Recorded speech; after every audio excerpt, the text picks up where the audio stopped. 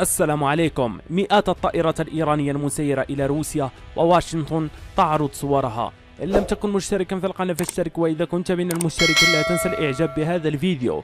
لجأت موسكو إلى حليفتها طهران للحصول على الطائرات بدون طيار، باعتبارها تمتلك نظاما قويا ومتنوعا من المسيرات، كونها مورد رئيسي للدرونز منذ عقود. وكان تطوير إيران لهذه القوة مدفوعا إلى حد كبير بالعقوبات وفق تحليل موقع فوربس، حيث لم تكن إيران قادرة على استيراد طائرات حربية ولا على بناء طائرات مقاتلة كبيرة منذ سنوات. وكشفت إيران الجمعة عن وحدة حربية للطائرات المسيرة تتيح إطلاقها من السفن والغواصات، وأحدث إعلان مرتبط ببرنامجها لهذه الطائرات الذي يثير قلق أعدائها خصوصا إسرائيل والولايات المتحدة.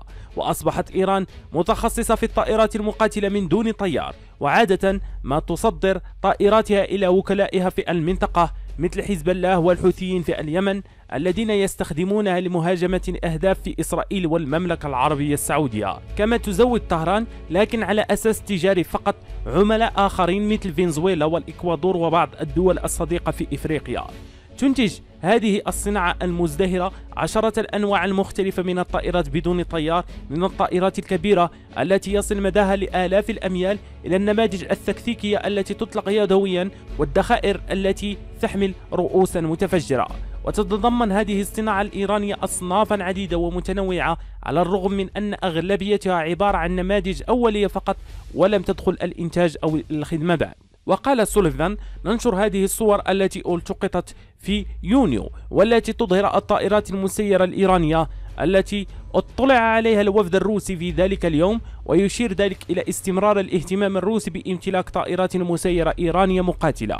وأضاف: بحسب علمنا هذه هي المرة الأولى التي يزور فيها وفد روسي هذه القاعدة الجوية لمثل هذا الغرض.